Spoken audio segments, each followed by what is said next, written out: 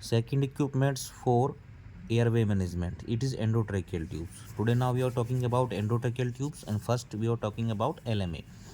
What is endotracheal tubes? Tubes have two ends, is the proximal end and distal end. Proximal end attach जो होता है वो machine के साथ होता है, डिस्टल एंड जो होता है वो पेशेंट के साथ अटैच होता है. They are mainly of two types. ये दो प्रकार की होती हैं, एक red rubber and second is PVC. The endotracheal tubes में बी कफ्ड और अनकफ्ड. कफ और अनकफ्ड में क्या फ़र्क होता है कि जो कफ ट्यूब होती हैं उसके अंदर आप एयर डाल के उसको फिक्स कर देते हो, उनके निकलने के चांसेस नहीं होते, बट अनकफ्ड ट्यूब में आपके निकलने के चांस होते हैं during surgery. Technique of intubation क्या है?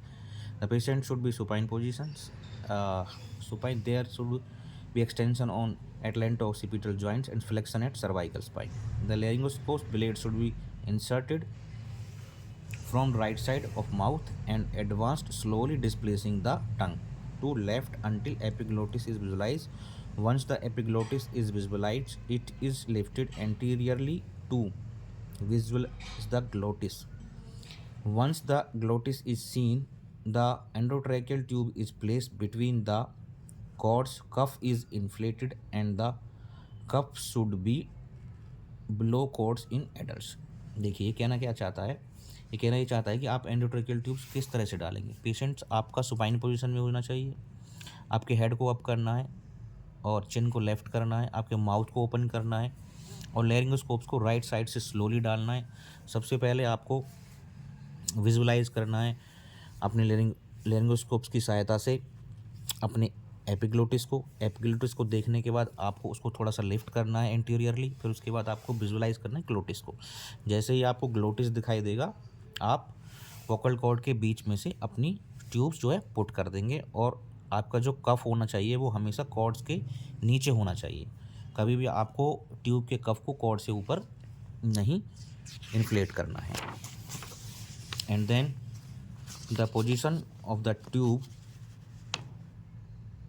is verified by capnograph and auscultation over chest for air entry. देखिए आपको कैसे पता लगेगा कि आपकी ट्यूब जो है सही पोजीशन पे है. वो एक ही तरीका है कि आप सबसे पहले जाइए और मॉनिटर पे CO2 को देखिए. अगर आपका CO2 आ रहा है तो आपकी पोजीशन एकदम ओके है, और उससे भी आपको किसी रीजन से CO2 नहीं आ रहा है तो आप पेशेंट की चेस्ट पे एयर एंट्री चेक कर सकते हैं स्टेथोस्कोप की मदद से. उससे भी आपको पता लगता है कि आपकी ट्यूब सही जगह है या नहीं, या आप चेस्ट को उठते और नीचे होते हुए देख सकते हैं, अप एंड डाउन. ठीक है. Cuff. The aim of inflating the cuff is to prevent aspiration. 4-8 ml of air is required. Fill the cough.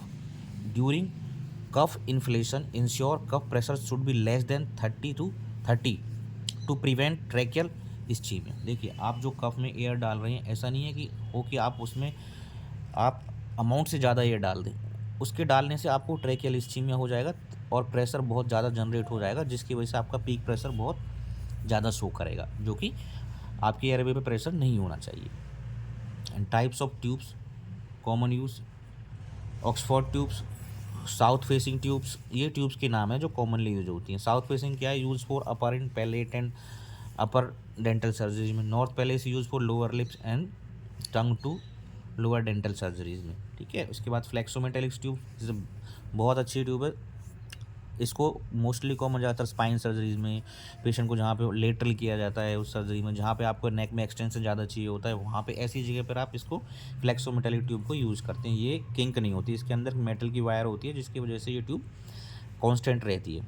MLT microlaryngal surgery, LTS tube, double lumen tube. These are small sizes cuff tubes. Double lumen tube में DLT use for only lungs ventilation.